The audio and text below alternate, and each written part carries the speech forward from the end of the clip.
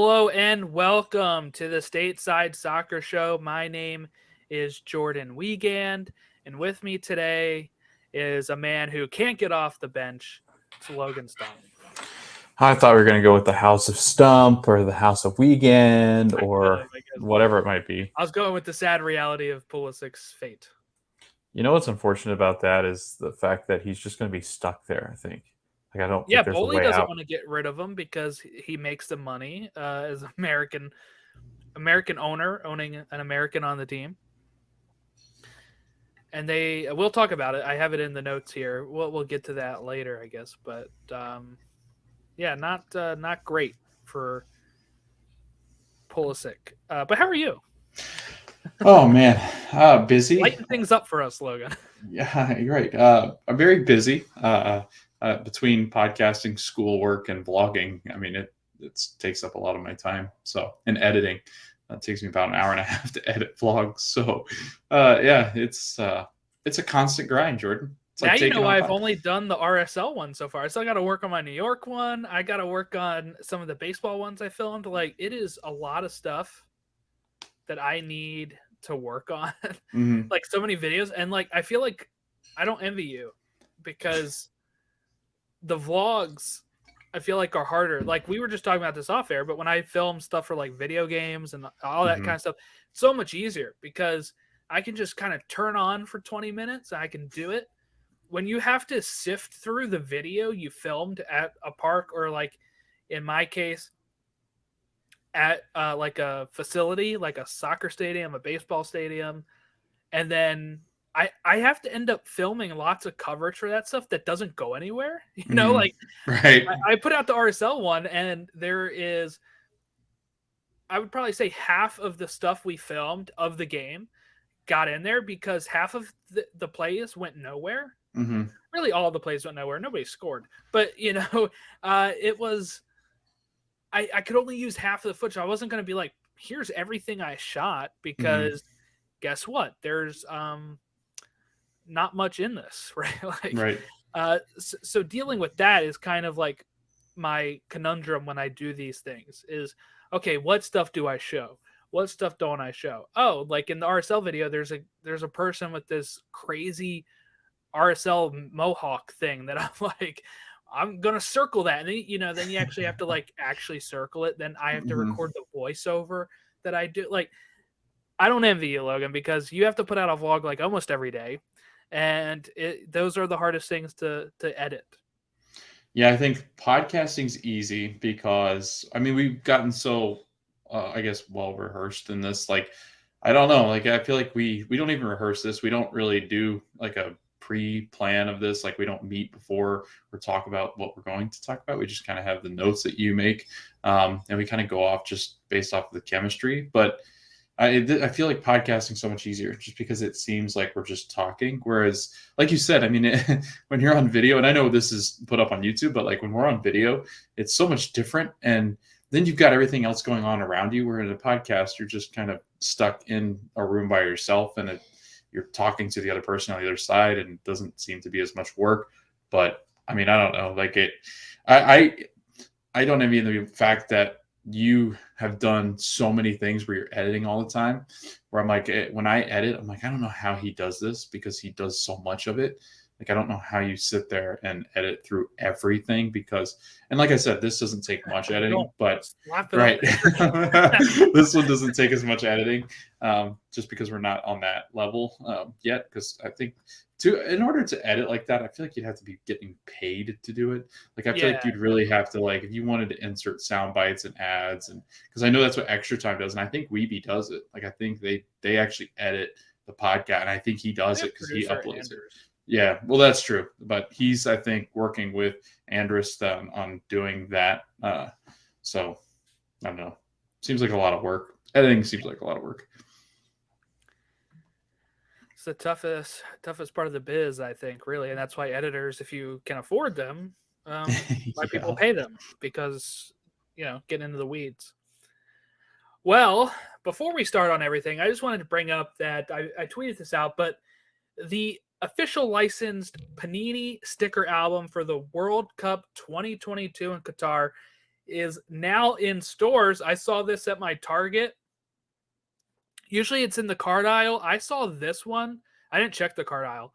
I was actually just happening to walk around the toy aisle, and I was looking at something else, and my eye caught this. It was on the bottom shelf in the center, but it was in the bottom shelf, and I grabbed this, and I was like, here we go. Like, it's official Panini season. Logan, for the next 2.5, 3 months, it's going to be Panini season for me. So what we're going to do is we are going to give away 2 of these in the coming weeks here. So we're going to get, we'll tweet out what you have to do for this, but you're going to get 1 of these, and you're going to get 10 sticker packs. Each pack has 5 stickers. So you're going to get, if you're watching on the YouTube, you see what these Panini packs look like. You're going to get 10 of these. You're going to get a Panini sticker book. This is going to be 2 winners, right? You think 2's good enough? 2 winners here. Yeah, And you're 2. also going to get a you're also going to get a magnet for your fridge that we have not given out yet. It is the We Are Fooked magnet. Even though MAR is fired, we are still giving these out. Somebody bought one of these shirts, by the way, but weeks later, like Right. not that long ago, and I was like, "Wow, this is." So you're gonna get a magnet of that, and you're gonna get the Panini pack. So this will be a little I don't know, Stateside Soccer Show giveaway pack, and we'll come up with the requirements. So just keep an eye on that. We'll probably broadcast it next week as well. But in honor of that, I am going to open up 2 of these sticker packs right here. So I'm nervous for you. Like I used to hate doing this as a kid when you'd open Pokemon cards. all right, Danielle Mullen. Oh, 2 Dutch. Okay. Ryan Graven Birch. I'm reading this backwards on a thing here. Marcelo Brozovic. Trent Alexander-Arnold. That's for Matt. Oh. Eden Hazard. Okay, so this is new this year too, is this outline being blue. So they have different tiers that you can kind of get, kind of like a rare thing like that. Okay, so those are who I got in pack 1. Let's open up pack 2. I'll open up the rest of these packs for Instagram and our TikTok, the way I do my Pokemon openings. Okay, so we got Alfred Gomez from Belgium, it looks like. Sammy Mami, I don't know. How do you say it? I think it's me. I think it's me. Okay, from Morocco. So, Jonathan David. There you go. Gregor Kobel. Philip Foden.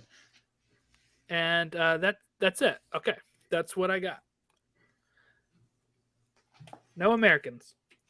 What I am going to do is I'm going to read this out to you real quick. I'm going to read you the U.S. team that they have in here, and you tell me if this sounds right, like if there's any omissions that you think here. And people can tweet us as well and tell us if there's any glaring omissions. I read this in the store, and I thought, okay, this is pretty okay. Okay. Matt Turner, Zach Steffen, Sergino Dest, Aaron Long, that's one people probably won't like, Chris Richards, Anthony Robinson, DeAndre Yedlin, Walker Zimmerman, Brendan Aronson, Kellen Acosta, Tyler Adams, Weston McKennie, Yunus Musa, Jesus Ferreira, Ricardo Pepi, Christian Pulisic, Giovanni Reina, and Timothy Weah. It sounds pretty good. That's that. Honestly, I mean, I think the only one that was kind of like, obviously people would be mad about Aaron Long. DeAndre Yedlin, like I get, but I don't know. That's one I would be like, meh.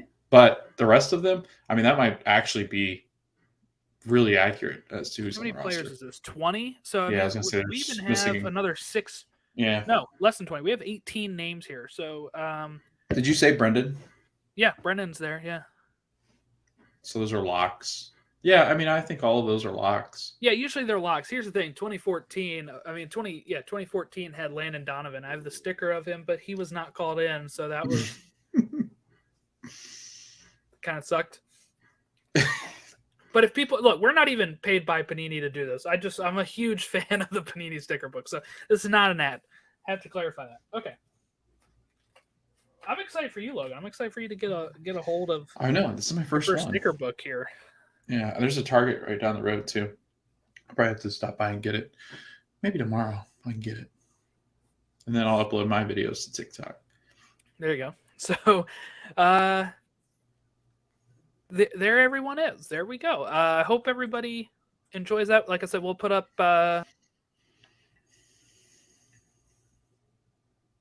Oh, Jordan did a disappearing act, so I guess I'll host now. Yeah, so if you are interested in the Panini, you can grab it at a Target, and now Jordan can tell you all about what he was going to say. I was just gonna say, there it is. I hope everyone enjoys Panini stickers. If you're interested in that, we're gonna have, like I said, the ways to win coming up here. So I was like, man, it seems a little too early to do this giveaway for the World Cup, but they're out now. I don't want people to like buy them and then do a giveaway either. Mhm. Like, I don't know. It's just the ways I'm thinking of it. And I don't know what just happened there either. I just like literally my camera shut off and then my screen said, "Oh snap," and then I had to like reload. So It said, "Oh snap." yeah, Did it really? Yep. Oh snap. it was like the Google Chrome was like, "Oh snap." You have left your Was broadcast. broken. It had like the little page broken thing on there. I was like, that's weird. Jordan, did you know, this was a random fact that I learned. Did you know that you actually do have to state whether things are ads or not technically? Because there's actually regulations that say, like, if we were sponsored by somebody, we would have to say this video is sponsored by, you have to say it, or they can take down everything that is in that video. I'm like, that is crazy. I didn't even know that. Like you have to declare it if it is. I mean, Yeah.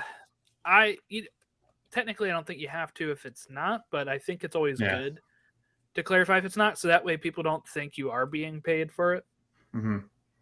Because Disney makes you do it. Like if you are invited out to the parks by somebody, you have to tell them that. Same thing with Nintendo. Nintendo and Pokemon. Like when I listen to my podcast, people are like, "Yeah, disclaimer: Pokemon paid for my hotel or whatever." You know, like, you have to make sure you clarify that stuff. Okay, let's get into some actual talk here. Americans abroad. This week we had a Jesse Marsch loss for Leeds to Brighton away. They also just drew today with Everton. Tyler Adams and Aronson started at least the first game. I'm not sure if they both started today. I was at work. I didn't get a chance to see that. But I did get to see Brendan Aronson had an assist today. And Tyler Adams is third in the most ground covered in the EPL as of the weekend. So things are going well there. Guess what? I ordered my Brendan Aronson kit. I got it. So jealous. Wait, you got the jersey? No, I haven't gotten it yet. Sorry, I bought it. It's still waiting. I was like, the way that sounded afterwards, it was rough. Express shipping. I got it right. I was gonna say, holy crap, Jordan! How much did you spend on shipping? It's like $50. I ordered it Saturday. I ordered it Saturday. Yeah. It hasn't shipped yet, I don't think, from what I've seen. Pulisic on the weekend got around 25 minutes, and they were down a man at that point. He also played today after they were already losing. He walked right off the pitch instead of clapping the supporters, so people are upset about that. I don't know how.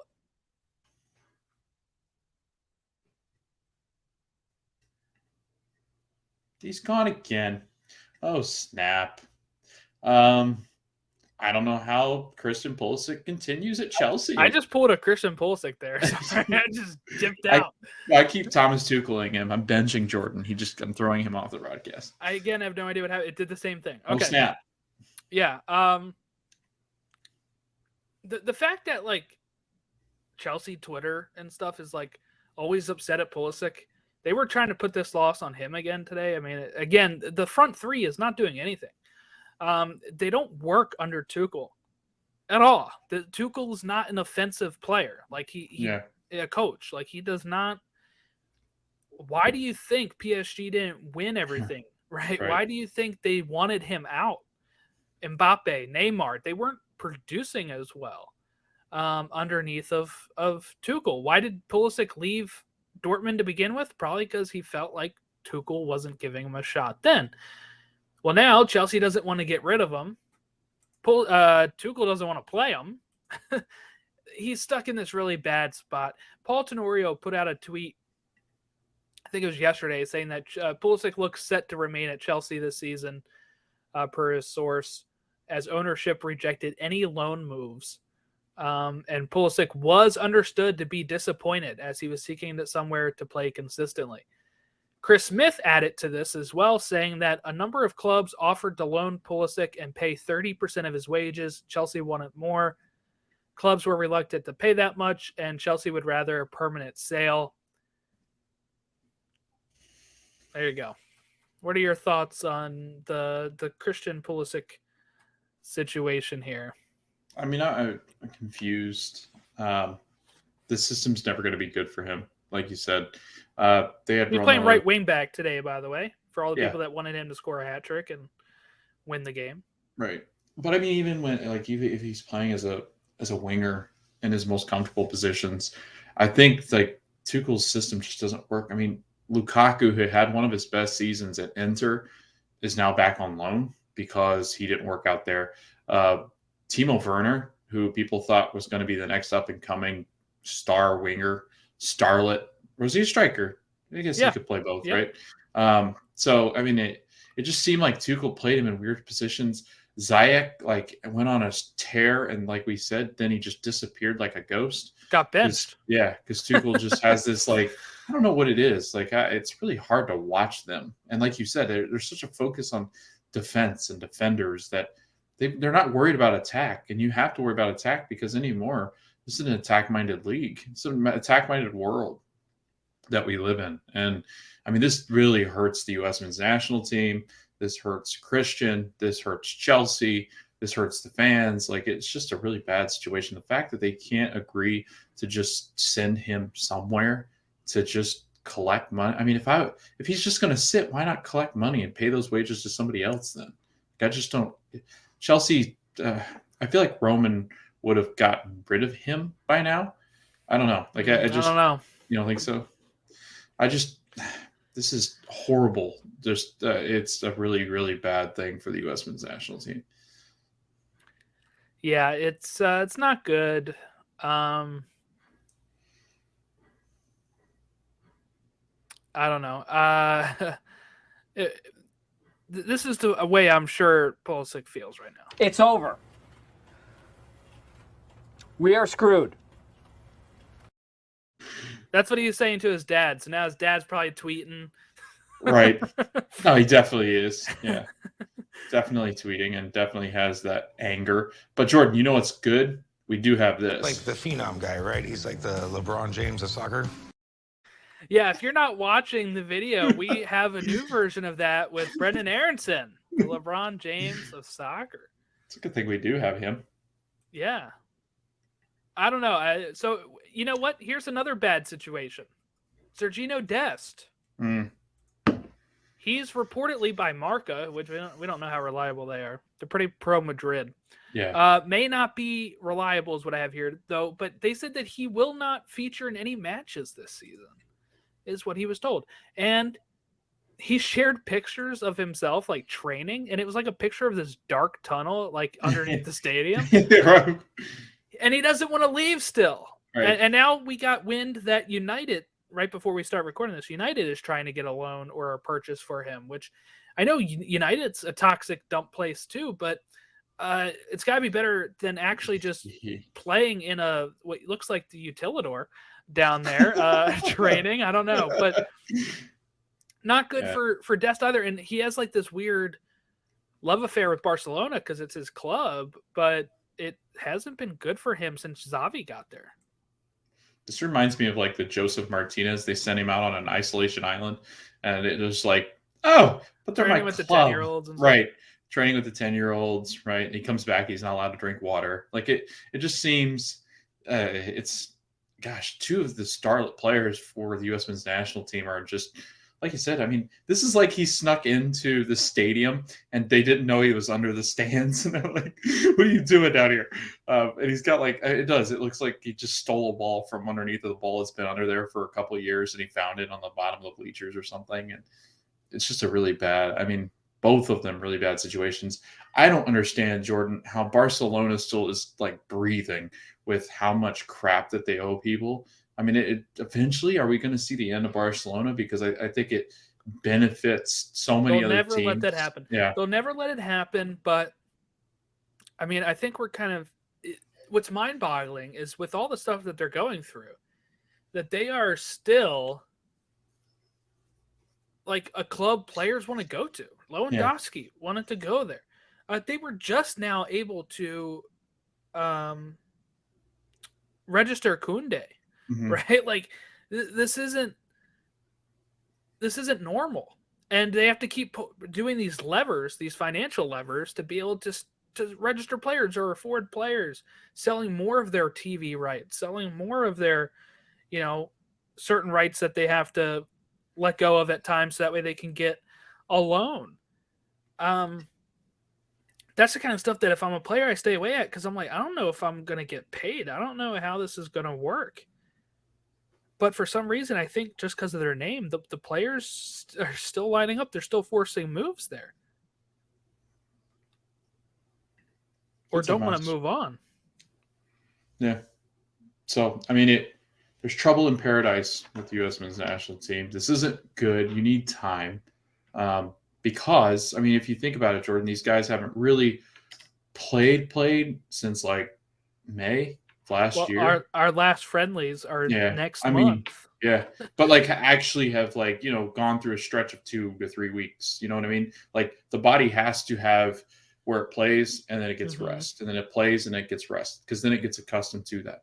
With Christian too, I mean, it's concerning. And Serginho, they both have injury history, both muscle issues. And the more time that they just kind of sit and fester and don't really get the time that they need, the body's not going to be used to taking them to Qatar, where God knows what the weather's going to be like.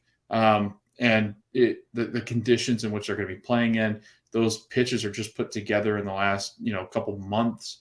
I mean, there is some major concern, I think, heading into the World Cup and some of these international breaks, just because these guys haven't played. And, then you've got guys like Brendan Aronson and Tyler Adams that are just, tearing up the league and scorching hot because they found places that they can just that are suitable to them. Heck, even Josh Sargent has kind of emerged again out of nowhere just because he's getting time and his confidence. And they're actually playing him at center forward for Norwich. Right. So that's really what he needed. He's scoring goals. Last thing for the Americans abroad here, John Anthony Brooks has agreed to sign with La Liga's Malaroca per Tom Bogert. So looks like he might be finally finding his club, which is good for him. Yeah, I feel bad for him, but I think there's a lot more to that. Just the John Anthony Brooks is getting put on the back burner. I think there's some kind of thing between he and Greg, I think. Yeah, who's not in this book? Who's not in this Panini sticker book? John Brooks. Yeah. Right? I didn't say his name, did I? No. Or Brandon Vasquez. I'm just trying to be polarizing here. Oh, yeah. Well, yeah, the Cincy fans would not be happy with that. But, yeah, John Brooks is not in here. There you go.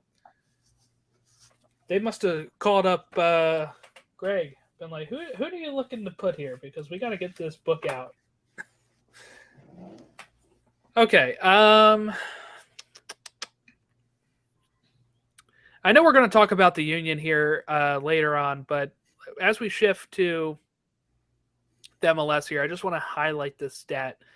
The Philadelphia Union now have the most wins by 6 or more goals by any team in MLS history of 4, and they all come in the last 10 games, and they all come this season. Most of these teams have had these type of wins spread out amongst their history. And also, the question here that I think many people want to ask, can Gazdag win MVP? Many people seem to think not. They have it as a lock for Jerussi, who has 19 goals. So I can see that there. He's got 16 goals and 4 assists. Does Gazdag? He's playing on a team that is obliterating opponents right now. Jerussi.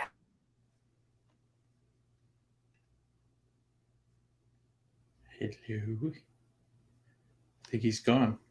All right. Well, I think he was going to say that Sebastian Driussi, kind of going over his stats, Sebastian has 19 goals, 5 assists, leading a team in Austin that I think many thought were not going to be playoff contenders, let alone one of the best teams in the West, maybe one of the best teams in MLS, right? So if you're looking at just kind of the stats for Sebastian, again, those 19 goals, he does seem to have it as a lock because he does have 5 assists added on. Whereas you look at Gazdag, it's 16 goals. He does have the 4 assists.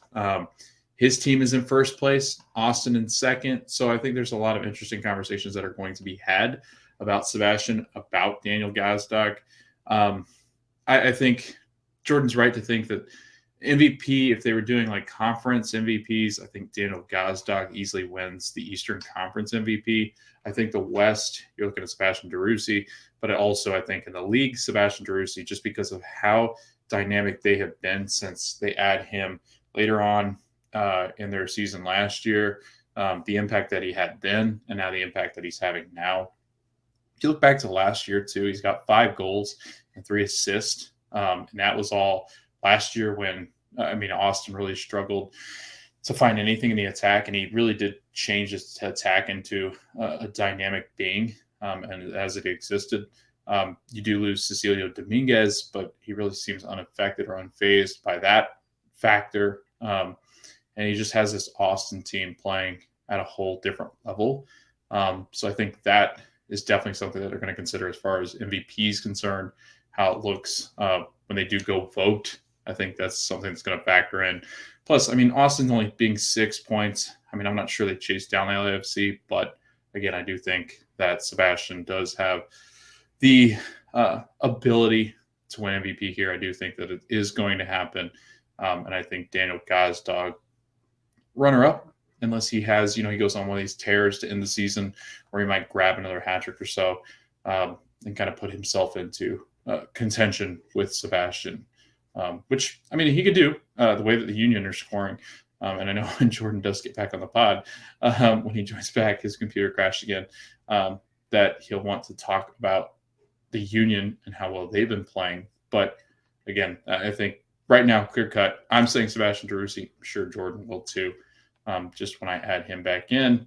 But yeah, so I think the next thing that we were going to talk about is the postseason and how it kind of is shaping up right now. If the postseason started today, what would that look like? So we'll take a break, and then we'll be back once Jordan joins us back here in the studio. Maybe get his thoughts on Sebastian Driussi and Gazdag as it does kind of wrap up that segment, and then we'll move on and talk about postseason. If it started today, what would that look like? And we are back from our break, and I am back from the StreamYard graveyard, I guess. But my thoughts on this were mainly that I think if you were going by numbers, it's probably Driussi at this point. But I think it's silly to act like he can't be in the conversation. I think like Matt Doyle is saying he can't be in the conversation because there's better players on the Union. Talking about like the defense and the goalkeeper, and I think he was also pretty much saying that Blake shouldn't win goalkeeper of the year, which is incorrect.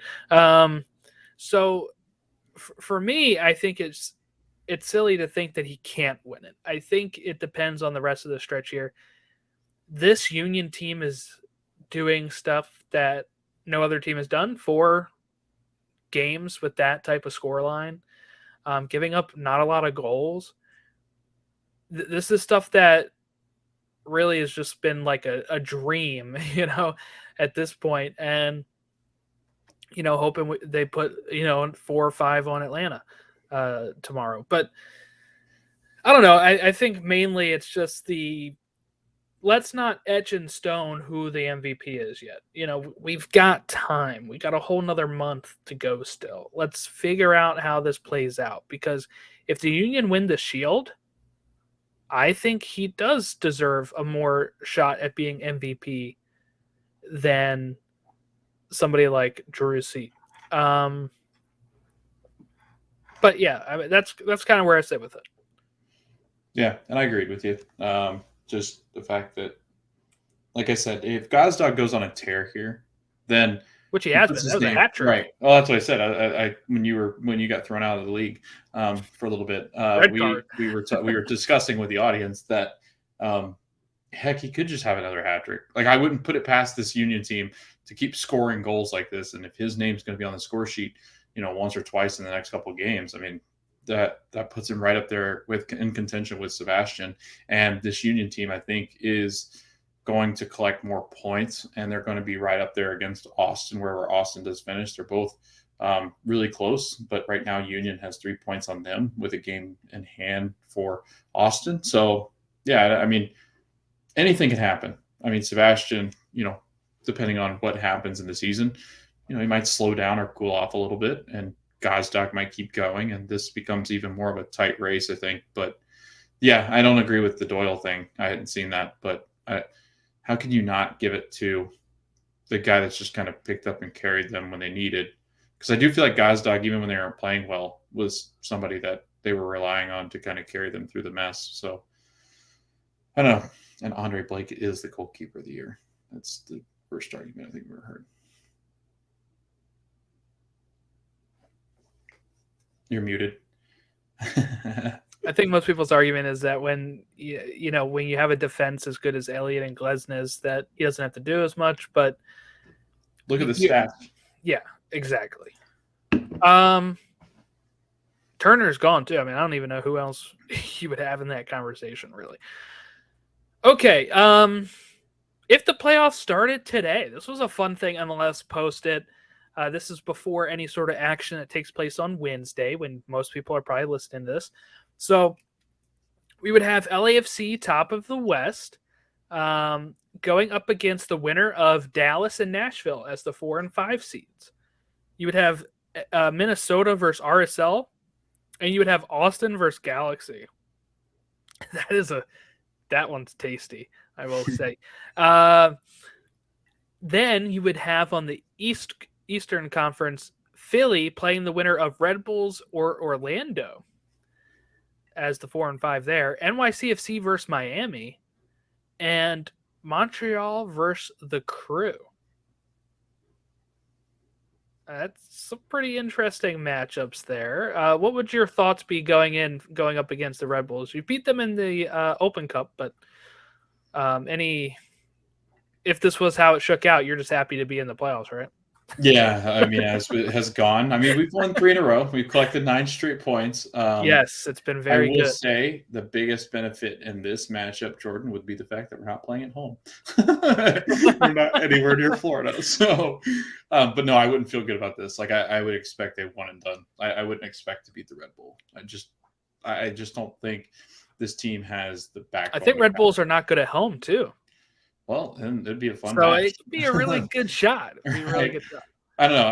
I feel more confident in Red Bull, and especially in that ground in a playoff atmosphere. I just don't think you go into that atmosphere and win. Let me see. What is their record at home? Only 4 wins at home compared to their 8 away. Ours. Yeah. Yeah. That's a perfect matchup. That really is. Just having like both the same way. So what we're also bringing up here is that they have officially announced how the playoffs are going to be scheduled. So we'll go over a little bit over this. So playoffs start October 15th at 12 p.m. That's a Saturday.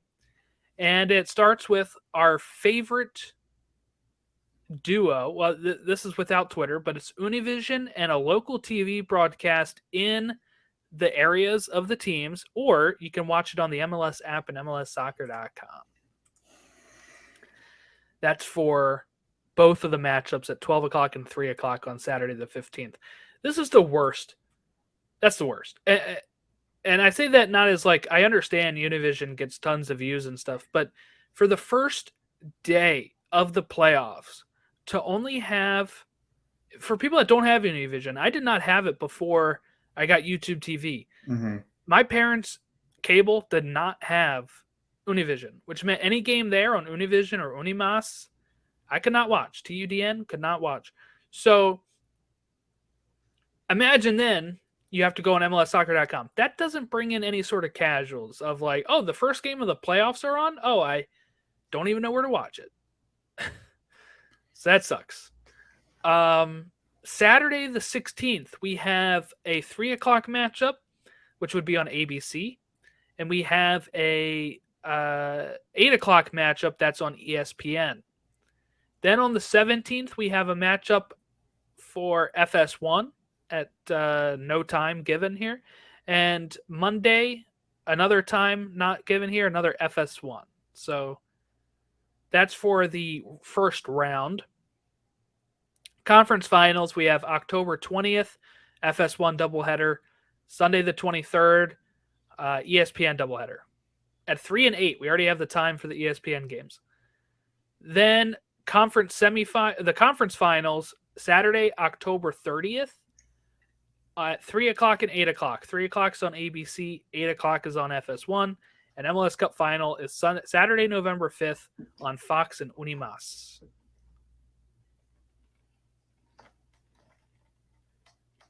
I think that first game, Jordan, the first round playoff game, that I think their post game's also on MySpace. I like that it's. I think that October is like my fall break, the first round, which will be great because it'll be like able to watch soccer weekend. I'm going to try to go to a game. I haven't been to a Union game this year. Yeah. I would love to go, but you know what? With how many fans show up now, it's going to be really hard for me to get tickets. That's a good thing for the Union, but sucks for me. I used to be able to just get tickets whenever I want it. Now it's like, now like I have to plan it out weeks in advance because I'll see people talking about it all week. Like, oh, the game coming up in like a week is already almost sold out. And I'm like, dang, I can't even go if I wanted to for affordable amount, you know? Just move to Orlando, Jordan. You can go to any game you want. Yeah, I saw the stands.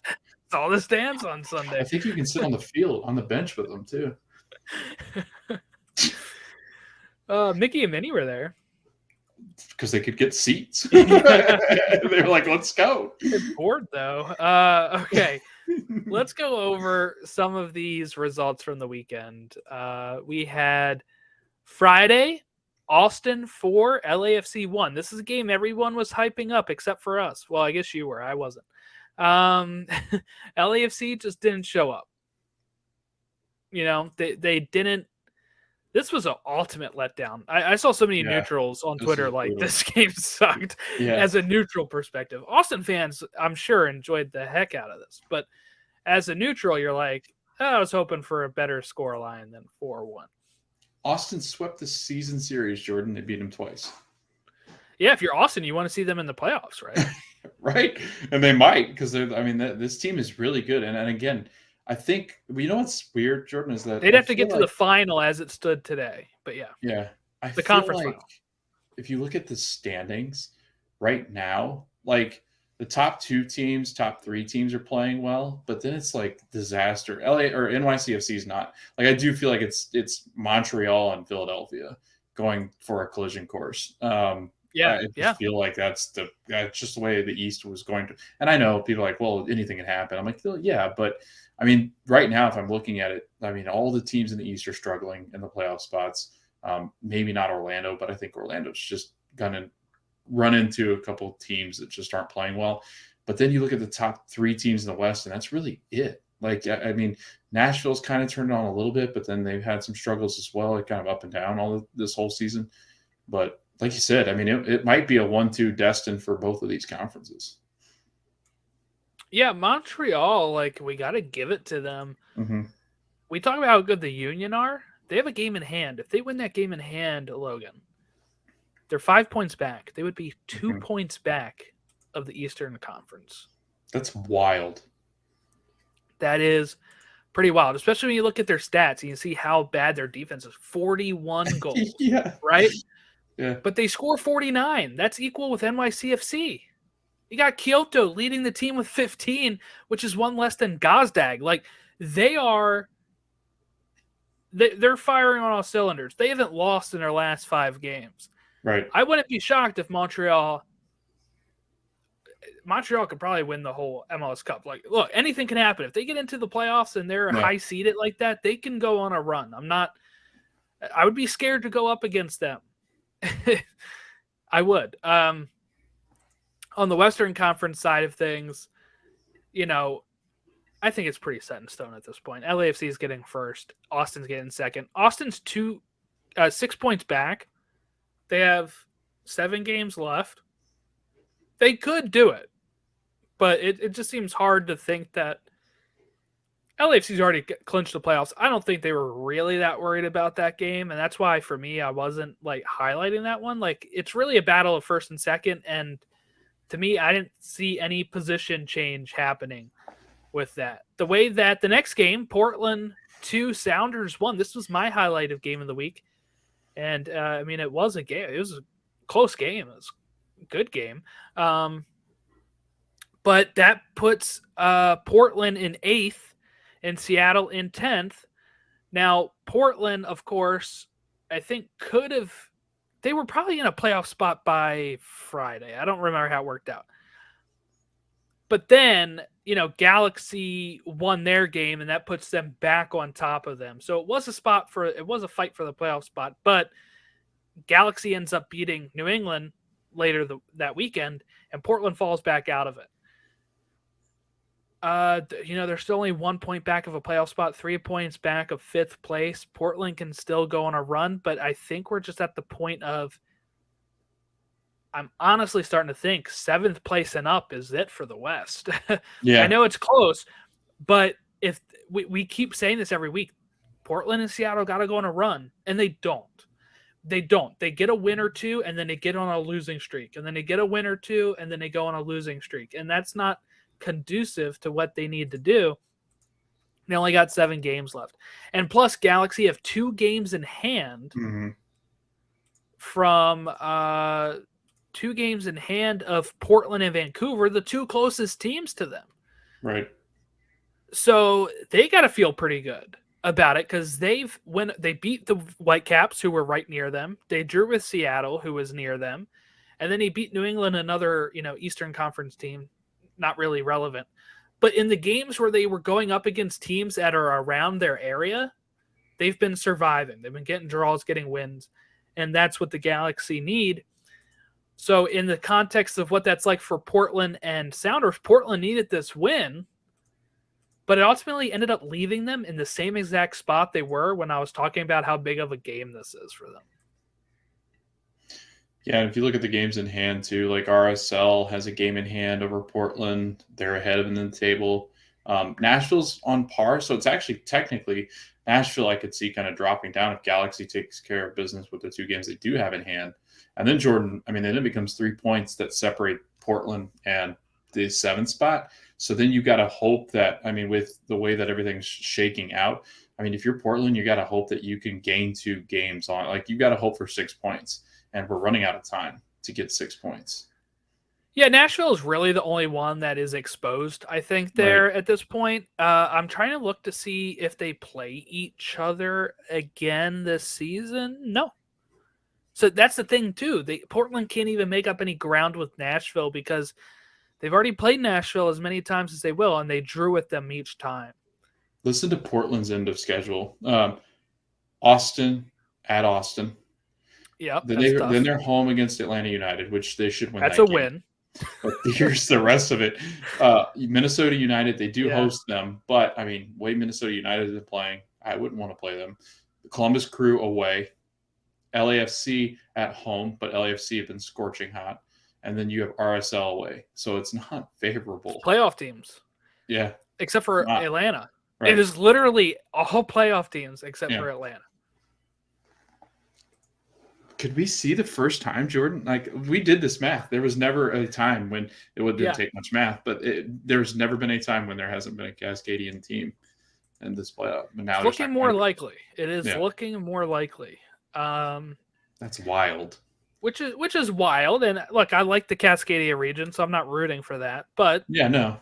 it'd be very interesting that, okay, well, we know a Cascadia team's not going to be an MLS Cup final because that's how it's been for the last however many years. Right. So it could be something very interesting of, okay, what do we look like, right? I'm just showing the Western Conference up here.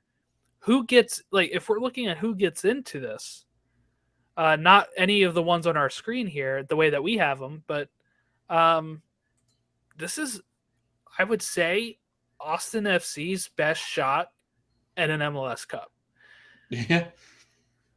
for the foreseeable future. Like, I mean, I'm sure they could probably be just as good next year or whatever, but this is a career year right now for Jerussi. This is a career year for Josh Wolf, right? It's a second year. And I wanted to talk about this too, because I was going to say, like, how funny it was after last year where everybody went on fired, and now he's, like, you know, taking on LAFC and winning 4-1, and everybody loves him. But I think what's very interesting about this is they have LAFC's number this year. So if I'm them, I feel pretty good with where we're at. We finished second. If LAFC doesn't get knocked out by a lower team, I feel like we can beat them at Bank of California is what I would think if I'm a fan, right? Okay, I think we can still go in there and win. And then, you know, whoever is in the East, if they're looking at stuff, is we have higher point totals than everybody but Philly. So if somebody just bumps off Philly, if I'm an Austin fan, I feel pretty darn good. Even if Philly gets there, Austin is probably, depending on how they finish out the season, depending on how Union finish out the season, they could still have the better record and still end up hosting over the Union. And then if I'm an Austin fan, I would feel pretty darn good. I think that's their best shot at and the reason I say that is because they have LAFC's number this year. I think it's in their heads. We know how LAFC gets in the playoffs. They end up overthinking. Every time they faced the LA Galaxy during that rivalry, they ended up getting bumped out of the playoffs because it's like the hump they couldn't get over. And now what if that hump that they can't get over is now Austin, and they can't just get through them, and Austin gets to a final and gets to host it or something, and that's like your best shot ever, right? Because next year other things can develop. Seattle can be back, Portland can be back, LAFC could be like, we're gonna spend even more money. Like, they can really load up, and you never know the next time you're going to be in that situation ever again. So if I'm an Austin fan, I feel pretty darn good about our chances this year winning MLS Cup. Sebastian Jerussi's 26 years old, so there's also going to be calls, I think, he was at Zenit for a while. Like, I think he could end up going back over. Thing. Right. Yeah, it's like the Castellanos thing where, he's kind of hit his stride here as he's entering his, prime years. He's going to have 5 or 6 years left in him. There's going to be European teams that call Austin and say, hey, you guys are done by the time World Cup. Once World Cup's over, like, what stops him from, heading elsewhere and getting a break? Because I don't think he's on the World Cup roster for Argentina. I wouldn't think he would be. But yeah, I guess we'll see. It'd be interesting to kind of see what happens with him. But like you said, if I'm Austin, I go all eggs in, because like you said, and then Galaxy might spend. You've got LAFC is always going to spend. Sporting Kansas City is not going to be bad for long. It just doesn't seem to be in their DNA. Seattle Sounders, Portland, they're going to, draw in a lot of attraction. So this is a strong conference, and to be able to compete, not saying that Austin can't, but like you said, I mean, this is like a career year for all of them. So capitalize now while you get the chance. Definitely. Okay. Saturday we had Philly putting up another 6 on the Rapids this time. Rapids were down a man when it was already 3-0, but we already kind of talked about Philly's side. And any thoughts on the Rapids here as they are languishing in 11th after winning the Western Conference last year? I mean, I feel like we knew going in they were going to struggle to score, and they have. I mean, 37 goals. What did we have them at last year? We had them in 7th and 8th. So yeah, I mean, we really did. We thought they'd really struggle to score. That they've proven that. One of their better scorers is with Charlotte now, and he wasn't great with them.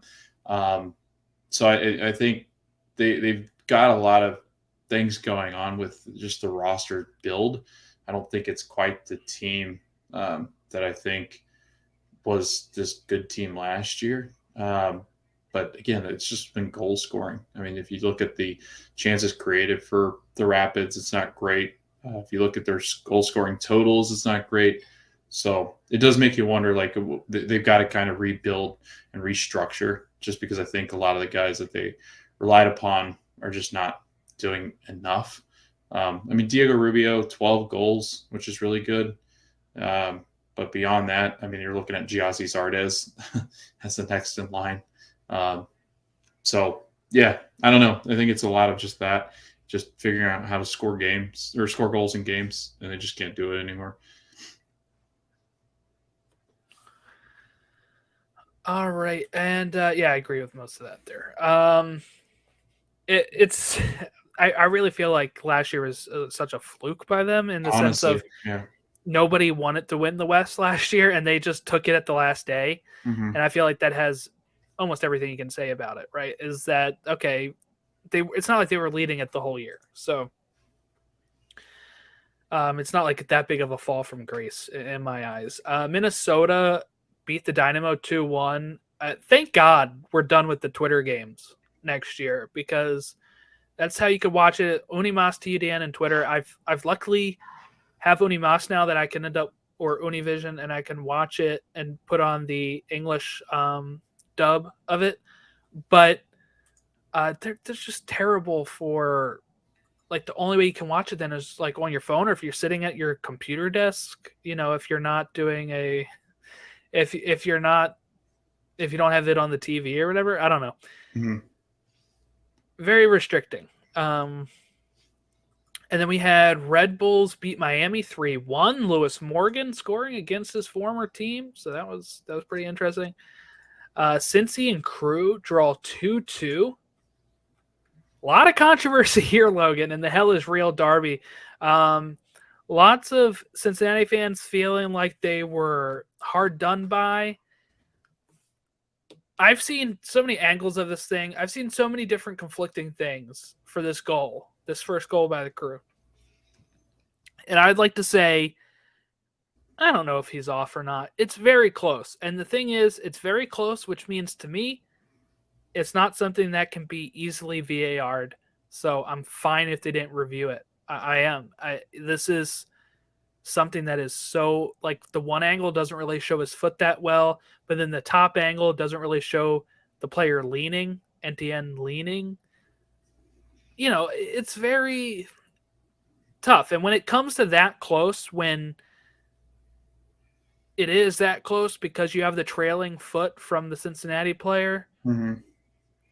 I can't be mad that it wasn't overturned, because they're supposed to be clear and obvious. And to me, this doesn't fit that definition. And this is the kind of stuff we got upset with in the EPL last year for overturning, because it wasn't clear and obvious. Right? Like, what was the one that they turned over for Mane, where it was like just his sleeve? Yes.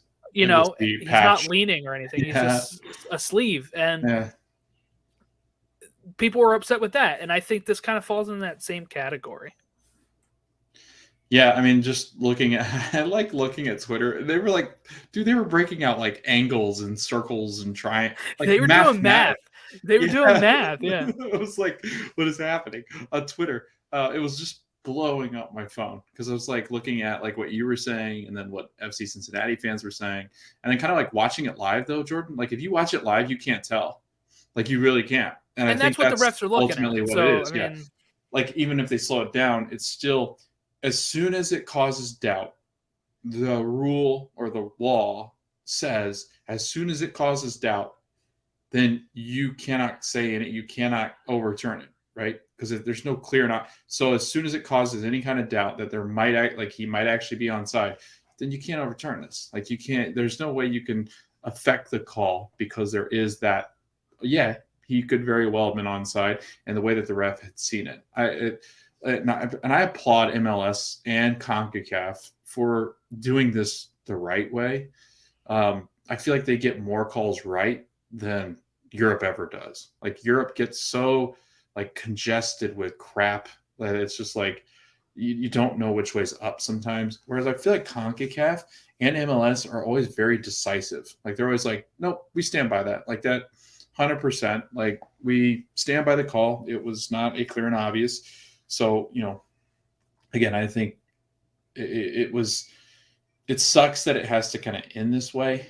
Just because I think, if this game wasn't close, then it doesn't really matter. But calls like this always do end up mattering too much. And then Twitter just gets ablaze on who they think is right. But ultimately, the law says if there's no clear and obvious, then there's nothing really you can do about it. Yeah. So it just the more I see it, the more I don't know. So I feel like you let it stand. I mean, that's what that's supposed to do. So I'm fine with it. Yeah. I also think it's laughable that anybody thinks. Come on, anybody thinks that they're setting up this agenda against Cincinnati of all teams, the team that sucked the last 3 seasons. They're like, yeah, we don't want you to get. We don't want you to win, like that. That's not what it is. It's not like a big team. It's not, and they weren't even playing a big team. Like Crew feels like MLS doesn't care about them. So I mean, this isn't like they were playing LAFC or anything. So I don't know. I feel like I think that's fine. Okay, Chicago lose to Montreal 2-0. SKC beat San Jose 1-0. Dallas draw with RSL 1-1. And Nashville gets a huge win away from home against the Whitecaps 3-0. This kind of helps their buffer a little bit. We were kind of talking about how Nashville is in 5th place, but they've played more games than some of the teams below them. They've played the same amount of games as Vancouver at this point, but they're 5 points up on Vancouver. So if they had lost that game, it would have been really close. That's a 6-point swing, right? So Vancouver would have been above them. Because you take 3 points away from Nashville, they'd have 36. Give 3 points to Vancouver, they'd have 37. That's a big 6-point swing game that Nashville needed to win, and they got it. So, congrats to them, because I know first year in the West, it's tough. Yeah, to go on the road to some of these places in the West is just a bear, especially where they're coming from. We've not really made that a narrative this year, like many thought it would be a narrative this year. Is just the fact that they have longer travel days than anybody in the league. So, I mean, it just because they're centrally located, it is a bear to travel on the West Coast. Because think about where all the West Coast teams are. Like they're not any teams like really close to them in proximity. So. Yeah, this is huge for Nashville. Hani Mukhtar is having another fantastic season. I am really shocked that it seems like he's going to be a Nashville legend. Like he might just be there the rest of his career, which is cool because I think he's got that talent that you need in this league. And honestly, I mean, there's not anybody been real sniffing around him and kind of just figuring out how to get him back over.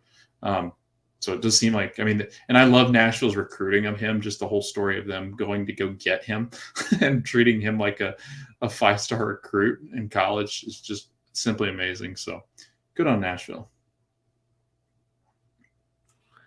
Yes, and talking about MVP candidates, Hani Mukhtar, 16 goals, 7 assists. Last year he had 16 goals and 10 assists, and I thought he was an MVP candidate. He's at this point 4 games ahead of schedule. He only played 31 last year. He's played 27. Just needs 3 more assists and to tie what he was at last year in 4 games. So definitely another. I would say it's down to those 3. I would think in most cases of Gazdag, Yep. Mukhtar, and Driussi. Agreed. Orlando gets a home win. So I didn't have to change my note that much. Last week I put Orlando gets a win. And this time I was able to say Orlando gets a home win. They beat NYCFC late. Guess what they did the week before? They beat that team late. Charlotte, yeah. So there you go. We have that's how Orlando has been. It poured. Look, they got to figure out the attack at some point. That's been their biggest weakness, 32 goals. They've given up 38. Their top goal scorer has 8 goals. Something needs to change next year, but I'm sure they're just happy to be in a playoff spot right now after falling out of it. Atlanta beat DC United. United had not scored in quite a few games. They had drawn with Red Bulls. They had lost to New England 1-0. They had lost to LAFC 1-0. They lost to Philly 6-0. And then they lose this one 3-2. So they finally scored after a few games. They scored 2. They actually had a lead and then blew it. And we're still waiting for Benteke to premiere. They announced today he got his green card or his visa, and he will be playing tomorrow against NYCFC. So we'll finally have Benteke, and maybe that can help them score some more goals and get some better results, because it can't be all on Taxi Fuentes, who still has more goals than any Orlando player. Maybe the whole team soon. That's right. Oh boy, that's mean. But I'm excited about Christian though. Like 20 minutes, right, is what Rooney said tomorrow. So 20 minutes like of Christian, and then Christian's been used to that kind of like lead late, or come in late and try to grab a goal to equalize, and has done that very successfully at Palace. So yeah, and we now have the last game of the weekend was not on national TV. So I always find this weird when we have like 2 nationally televised games, and at the same time we have Revs versus Galaxy, which is odd. That finished 2-1 to the Galaxy. Another huge win for the Galaxy in a middle of what I worded this here is another huge win for a middle of the table team, because Nashville had one, Galaxy had one, Portland had a huge win. Like all these middle of the road teams that need to get into the playoffs were having big results. This is something Galaxy needed. They have 2 games in hand that if they win those games, they can jump up to 5th. So Galaxy back on form again. They beat Vancouver 5-2. They draw Seattle 3-3, and then they beat Revs. They go across country and beat the Revs. So pretty good result for them. All right, let's hit up that game of the week preview. It's time for the match of the week preview. Match of the week preview is where we tell you all the games coming up this weekend, tell you which ones to watch. So we got a lot here. We have a whole slate of games tomorrow, or the day you're probably listening to this, the 31st of August. We have Philly hosting Atlanta on FS1 at 7 o'clock. We have the Crew hosting Miami at 7:30. We have the Revs hosting Chicago at 7:30. Orlando hosting Seattle at 7:30. Mark that as a loss for Orlando. You have Toronto hosting the Galaxy at 7:30. That should be a fun matchup. LA need a win. You got the high-flying Italians joining the team for Toronto. NYCFC hosting DC at 8 o'clock. Houston hosting LAFC at 8:30. Nashville hosting the Rapids at 8:30. Austin hosting Portland at 9 o'clock. And RSL hosting Minnesota at 9:30. Any game that you want to jump out for Wednesday? Ooh, this one's tough because there's last day of August. I'm going to go Montreal versus Red Bull. I'm going to steal that one. 2-4. Montreal looking good. Jordi Mihailovic. Is that official like now? Or is that end of the season when he's leaving for what is that team even called? I don't remember what the team's called, but he did sign somewhere. Jordi did. But I'm looking forward to seeing if Montreal can keep up their pace. Romel Kyoto's got 15 goals, Jordan. I know you and I talked about him and gushed about him last week, but I'm really excited to kind of see what Montreal can do against a team that should be a challenge in the playoffs as well, maybe. So, Yeah, that is a good matchup. If those two can kind of clash and Montreal can come out on top, I mean, I think this is a huge win for it's a good confidence boost. It's nice to know that you can win one on the road against a playoff contending team, a team that could contend for MLS Cup maybe. So, yeah, I mean, I think this is a huge game for Montreal. This could be like one of those final stamps, nice little ribbon to kind of put on before you head into the playoff push, just because it's like, all right, we can beat these playoff teams at home and do it confidently. So I think what I have to say here is Crew in Miami for Wednesday. Crew is 7th in the East. Miami 6th in the East. They both have 36 points. Crew have had 3 straight draws. Miami had been on a good run of no losses until they hit against the Red Bulls and lost there. They each have the same amount of goals, pretty much 35 and 36. Miami gives up more, of course, but that's pretty interesting because look, Crew is still on the edge here. Crew's in 7th, right? Cincinnati is right below them, a point behind them, though the Crew have a game in hand. The Revs are 2 points behind the Crew. Toronto's 3 points behind the Crew. This is a big game for the Crew. So was that Cincinnati game. That's why it was such a big deal, right? They were both so close in points. This is a big result if Crew can do it. They're at home against Miami, who's very inconsistent, but both of them are fighting for their playoff life. So I do think that this is a pretty good matchup in the East. On the weekend, Saturday, September 3rd, we have Minnesota hosting Dallas at 3:30. That is, you guessed it, on Univision, TUDN, and Twitter. We have at 5:30 the Crew hosting Chicago. 7 o'clock, the Red Bulls host the Union. And Cincinnati hosts Charlotte at 7:30. Nashville hosts Austin at 8:30. I'm not going to spoil anything. That's a pretty big match. Okay. Portland hosting Atlanta at 5:30 on Sunday. That's on Fox. DC hosting Colorado at 7:30. Toronto hosting Montreal at 7:30. LA Galaxy hosting SKC at 8 o'clock. That's on TUDN, Unimas, and Twitter. New England versus NYCFC at 8 o'clock. Seattle hosting Houston at 9. San Jose hosting Vancouver at 9:30. And LAFC hosting RSL at 10:30. Who do you got on the weekend matches? Yeah, this one's a good slate. Gosh, I don't want to pick Red Bull again just because I just picked them. I was going to pick that game. But I'll go Minnesota United FC Dallas. 3-4 in the Western Conference. Minnesota does have 2 games in hand.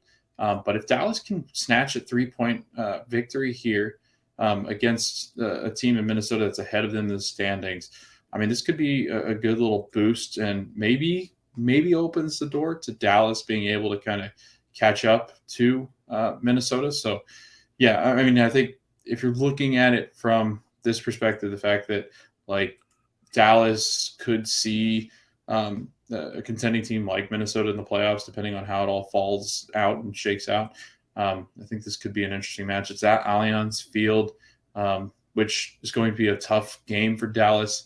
But I do think, here's the other flip side, if Minnesota does come away with a win here, then I think it pretty much solidifies the fact that they're going to be the number 3 for sure. And you can be wrong about then your it can be wrong. June statement. What I said, Jordan, was that I think they would miss the playoffs eventually at some point in their career. Being a sure. team. I think I meant next year, but if not next year, the following. Yeah, no, there goes my prediction. And then I remember I was very adamant about Orlando missing the playoffs. I just didn't write it down in stone. That one's still up in the air. Yeah. I'm gonna go with, I think Nashville and Austin's pretty big. Not so much for Austin, for Nashville, but I'm gonna go for what could be fun, chaotic, neutral game. Toronto, Montreal. Toronto has been better since getting Bernardeschi and Insigne.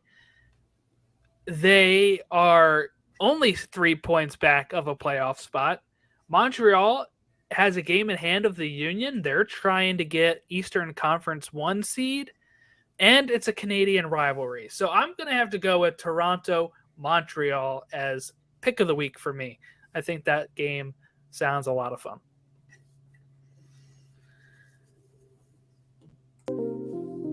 All right. Well, that about wraps us up here. If you want to give us a follow on any of our socials, at Stateside Show on Twitter, Instagram, Facebook, TikTok, email us statesideshow@gmail.com. Be on the lookout for that giveaway coming up here in just, I don't know, we'll probably have something up for next week ready to go for these Panini books. And then we'll probably let it go for a week or so and then draw names. So that's probably how we're structuring that. Yeah. Any last words, Logan? Before my app crashes again. Yeah. Free Christian Pulisic. Free the man. Oh, they're not going to give them away for free. I think they should. So, Christian, if you're listening, you can come on the pod and you can just podcast with us in clear time. Vent this whole. Yeah. You don't have to go through your dad. We got a show for you here. Yeah, or he can just join the show if he's not going to be playing soccer. Oh, true. We can get him live from Stamford Bridge while he's on the bench. Yeah, right. That's fine. So frustrating. I hope everyone has a great holiday weekend in the States. We got that coming up. You wouldn't know it because there's no games on the Monday. Yeah, it's really weird. No. Okay. But yeah, so I hope everyone has a great, safe holiday if you're here in the States, and we will catch you all next time.